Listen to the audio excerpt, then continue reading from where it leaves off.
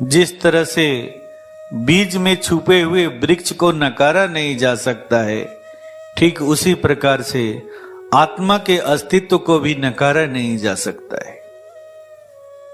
जब एक बीज किसी कुशल किसान के हाथ में चला जाता है तो बीज के अंदर की सारी संभावनाएं उभर करके प्रकट हो जाती हैं, सामने आ जाती हैं।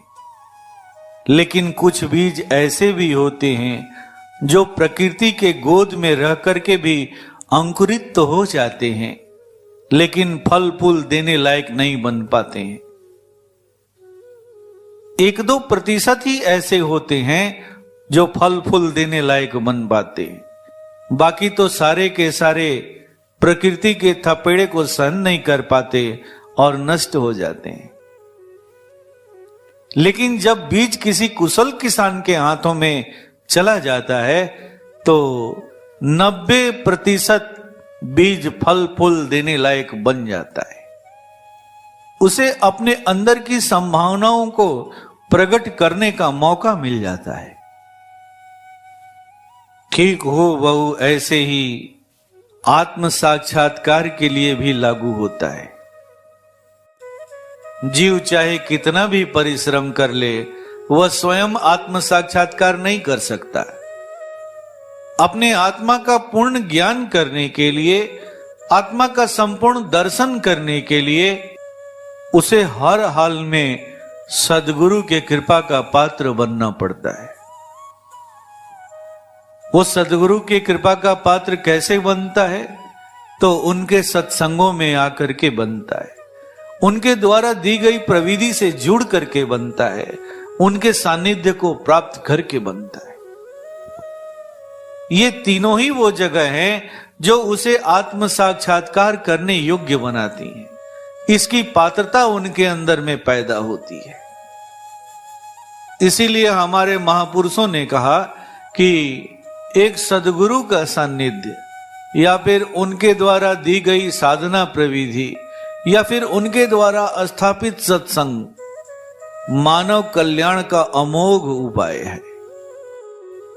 पुराणों ने तो सद्गुरु के महिमा का गुणगान करते करते यहां तक कह डाला है कि अगर कोई गर्भवती मां सद्गुरु के स्पंदन को पकड़ ले, तरंग को पकड़ ले, तो उसके गर्भ में रहने वाला बालक भी पवित्र हो जाता है, पवित्र हो जाता है। उसके सारे के सारे कुसंस्कार समाप्त हो जाते हैं, उसके ताप नष्ट हो जाते हैं, वो शांत हो जाता है, वो जन्मजात ही भक्त बन जाता है, आत्मदर्शी बन जाता है। यही स्थिति तो प्रहलाद की है, यही स्थिति तो सुखदेव जी की है। एक गुरु के बारे में तो यहां तक कहा गया है कि जो आत्मा गर्भ में नहीं पहुंच पाई है, अभी मूर्छा की अवस्था में पड़ी हुई है, अज्ञानता और अंधकार में भटक रही है, उसके अंदर में भी गुरु ज्ञान का अगर स्पंदन पैदा कर दिया जाए तो फिर उसका भी कल्याण हो जाता है। तुलसीदास जी ने केशव दास जी के साथ यही तो किया था। उनके मरणोपरांत उनके मोह को भंग किया, उनके अंदर में ज्ञान का बीजारोपण किया और उन्हें मुक्त किया।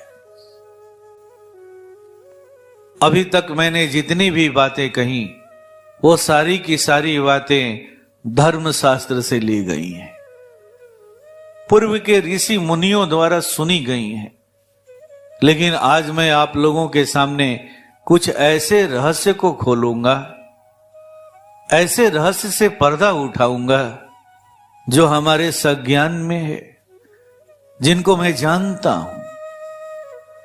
ये सारे रहस्य हमारे परम आराध्य पूज्य गुरुदेव से संबंधित हैं। पूज्य गुरुदेव का जीवन भी ऐसी घटनाओं से अछूता नहीं है।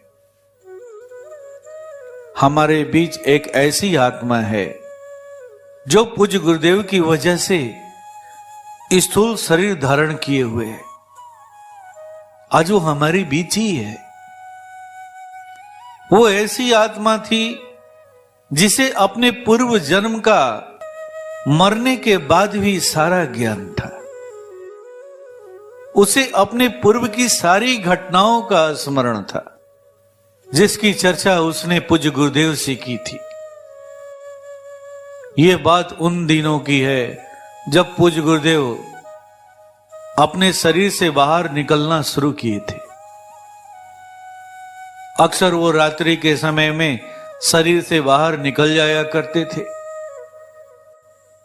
ऐसी हालत में उन्होंने माताजी को निर्देश दे रखा था, अगर कभी लौटने में देर हो जाए और सुबह हो जाए और मैं न उठूं, देखने से लगे कि मेरा शरीर मृत शरीर है, तो ऐसी हालत में घबराना मत, केवल मेरे शरीर को अपने हाथों से सहला देना।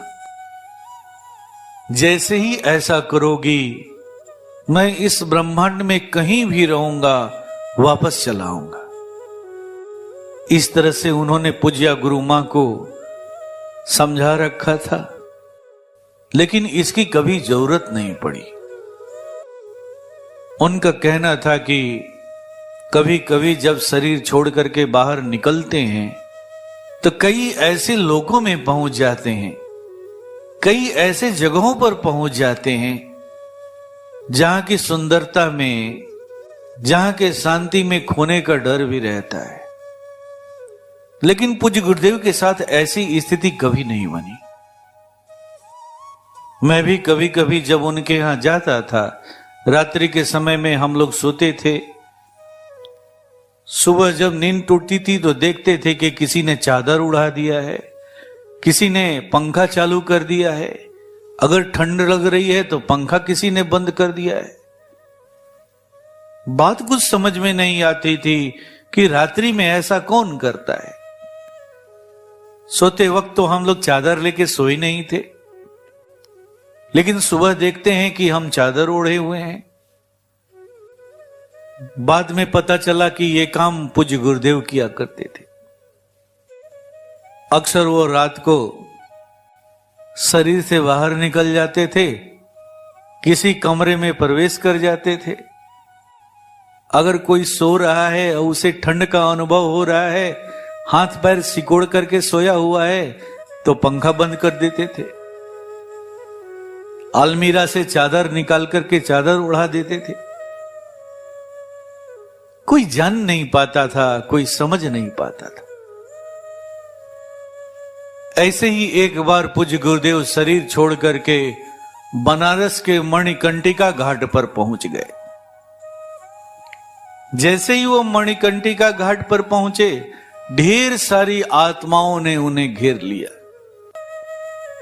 अब वो उनसे पीछा छुड़ाने के लिए भागने लगे, लेकिन सारी की सारी आत्माएं उनके पीछे दौड़ी जा रही हैं।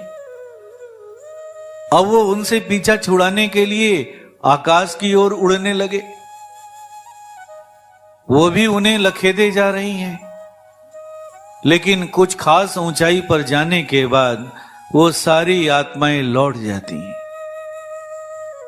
लेकिन एक ऐसी आत्मा थी, बहुत दूर तक उनका पीछा करती रही।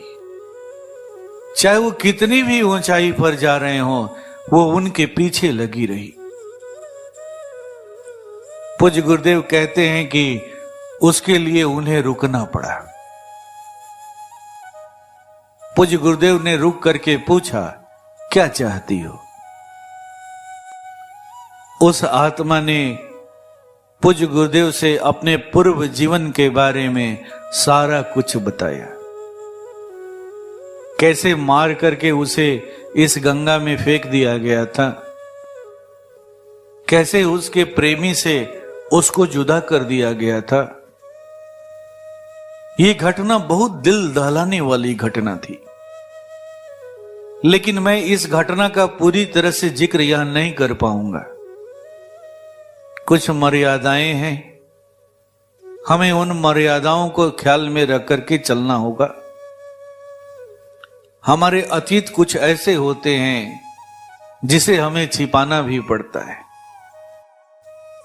पूज्य गुरुदेव ने उसकी सारी बातों को सुना और आश्वासन देते हुए कहा कि ठीक है, मैं तुम्हारे लिए एक अच्छे गर्भ की व्यवस्था करता हूं,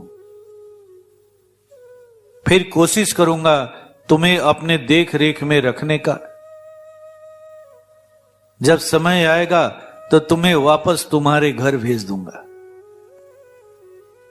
इस तरह से उस आत्मा को अपने पूर्व जीवन का संपूर्ण ज्ञान था,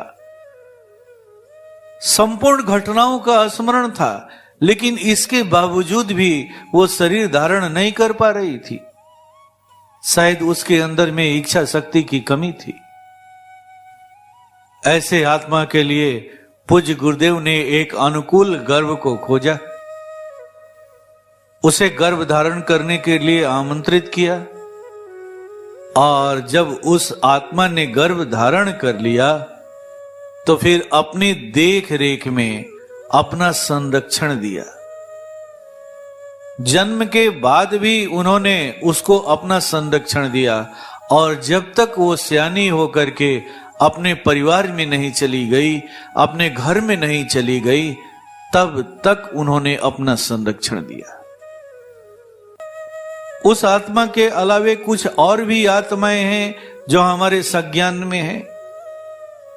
इनमें से एक ऐसी आत्मा थी जो पूर्ण रूप से मुक्त हो चुकी थी, वो जन्म और मृत्यु से ऊपर उठ चुकी थी, लेकिन पूज्य गुरुदेव उसे शरीर धारण करने के लिए आमंत्रित करना चाहते थे। ऐसी हालत में वो तैयार नहीं हो रही थी गर्भ में आने के लिए, क्योंकि मुक्त अवस्था को तो प्राप्त कर ही चुकी थी। अब उसे क्या जरूरत थी मृत्यु लोक में आने के लिए? वो तो अपना पूरा काम कर चुकी थी। दरअसल ये जो आत्मा थी एक तपस्वी आत्मा थी। अब वो अपने तपोबल से प्रकृति के नेगेटिव ऊर्जा की सफाई करने का काम करती थी। बार बार पूज्य गुरुदेव उसे शरीर धारण करने के लिए आमंत्रित कर रहे थे, लेकिन बार बार वो अस्वीकार कर दिया करती थी। बाद में वो तैयार हुई, लेकिन आने के पहले उसने एक शर्त रखा। उसने कहा कि मानव शरीर में मैं तभी आऊंगी जब उसे पूर्ण रूप से यहां पर स्वतंत्रता मिलेगी। उसने कहा कि मैं मानव योनि में तभी आऊंगी जब यहां पर आने के बाद मुझे कर्म बंधन नहीं लगेंगे। इसका आपको आरक्षण देना होगा, इसका आपको वरदान देना होगा। पूज्य गुरुदेव ने उसके बात को स्वीकार किया, कहा कि हां ठीक है, आप यहां पर स्वतंत्र अवस्था में रहेंगे, आपको यहां पर आने के बाद भी कर्म बंधन नहीं लगेगा, मैं आपको इसका वचन देता हूं। तब जाकर के वो तपस्वी आत्मा गर्भ धारण करने के लिए तैयार हुई। दरअसल होता क्या है कि जब कोई भी आत्मा गर्भ धारण करने के लिए तैयार होती है तो उसे रौरव और नरक से होकर के गुजरना पड़ता है। रौरव नरक का मतलब, जब कोई भी आत्मा अपने माता पिता के गर्भ में 9 महीने रहती है तो उस गर्भ में रहने की अवधि को ही रौरव नरक कहा जाता है। 9 महीने उसे मल मूत्र के बीच में रहना पड़ता है। चेतना तो है लेकिन आंखें बंद हैं, वो चाह करके भी कुछ नहीं कर सकती, एक कैद की अवस्था में रहती है। इसलिए जो मुक्त आत्माएं हैं वो इससे बचना चाहती हैं, अब वो वापस आना नहीं चाहती। लेकिन जब कोई विशेष कार्य के लिए उसे आमंत्रित किया जाता है तो स्वीकार भी करती है। पूज्य गुरुदेव ने उसे आमंत्रित इसलिए किया था कि वो चाहते थे कि एक दंपति के जीवन में संतान सुख की प्राप्ति हो, और उस दंपति को संतान सुख की प्राप्ति भी हुई। एक ऐसी भी आत्मा मेरे संज्ञान में है जो अपने पूर्व जन्म से ही पूज्य गुरुदेव की सेवा में लगी हुई थी।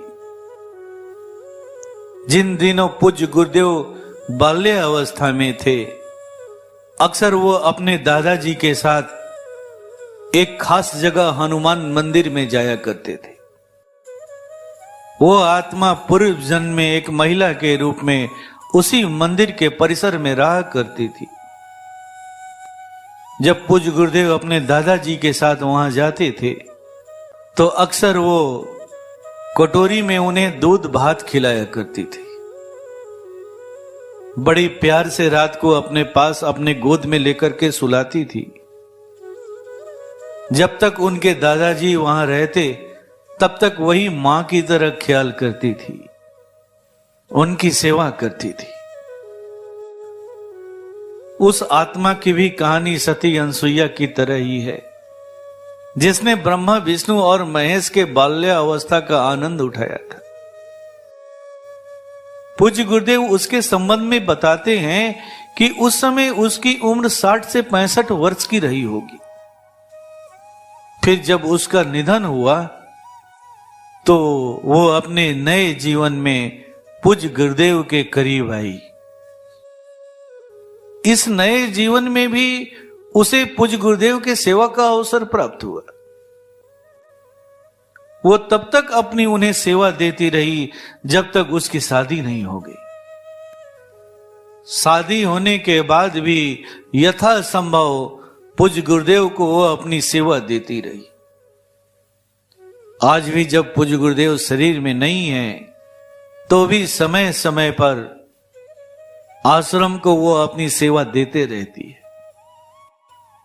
पूज्य गुरुदेव तो उसके बारे में यहां तक कहा करते थे कि एकमात्र यही है जिसके पास मेरे लिए अनकंडीशनल लव है। ये अनकंडीशनल प्यार आज का नहीं है, जन्मों जन्मों का है। इसके अलावे और भी बहुत सारी आत्माएं हैं जो मेरे संज्ञान में हैं, लेकिन मैं उन पर प्रकाश डाल नहीं सकता। ये उचित नहीं होगा, क्योंकि प्रकृति की कुछ मर्यादाएं हैं, कुछ पाबंदियां भी हैं। इन घटनाओं पर जब दृष्टि जाती है तो पता चलता है कि किसमें इतना दम है जो आपको आपके गुरु से दूर कर सकता है। अगर आप अपने गुरु से दूर हुए हैं तो अपनी वजह से हुए, अपने मूर्खता की वजह से हुए। अगर सचमुच आपने अपने गुरु से रिश्ता बनाया है या बार बार बनाने के प्रयास में लगे हैं तो याद रखिएगा, इस सृष्टि में कोई भी ऐसी शक्ति नहीं है जो आपको आपके गुरु से जुदा कर सके, दूर कर सके। आज जितनी भी आत्माएं हैं जो पूज्य गुरुदेव से जुड़ी हुई हैं, पूज्य गुरुदेव के व्यवस्था से जुड़ी हुई हैं, पूज्य गुरुदेव के सत्संग से जुड़ी हुई हैं, वो सारी की सारी आत्माएं वही आत्माएं हैं जिन्होंने कभी पूज्य गुरुदेव से अपना रिश्ता बनाया है, सच्चा रिश्ता बनाया है। जहां सच्चा रिश्ता होता है वो बेमोल बिकने को तैयार हो जाता है। सभी के सभी अपने पूर्व कर्म फल के आधार पर ही पूज्य गुरुदेव से जुड़े हुए, उनके करीब आए हैं, उनकी व्यवस्था से जुड़े हुए हैं, उनकी व्यवस्था को वो अपनी व्यवस्था समझते हैं। जिनका आत्मिक संबंध बना हुआ है वह केवल और केवल इस जन्म ही नहीं बल्कि अन्य अनेक जन्मों तक वो उनके साथ रहेंगे। हर जन्म में उनकी यादें उनके साथ रहेगी।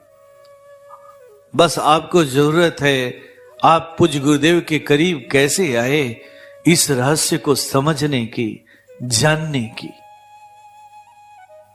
मेरी तो यही सलाह होगी कि अगर आपको उनके करीब आने का मौका मिला है, उनसे अपने आप को जोड़ने का मौका मिला है, तो आप इसे बेवजह न गंवाएं। इस मौके का लाभ उठाएं। आप भी वही बीज बने जो बीज गुरु के हाथों में जाता है तो उसके अंदर की सारी संभावनाएं प्रकट हो जाती हैं। सामने आ जाती है, सही दिशा में आ जाती। जो आत्माएं सज्ञान में हैं और जो आत्माएं सज्ञान में नहीं है, दोनों का एक ही लक्ष्य है, अपने आधे अधूरे कार्य को पूरा करना, अपने गुरु से अटूट प्रेम करना, अपने गुरु के व्यवस्था से अटूट प्रेम करना और अपने लक्ष्य को प्राप्त करना।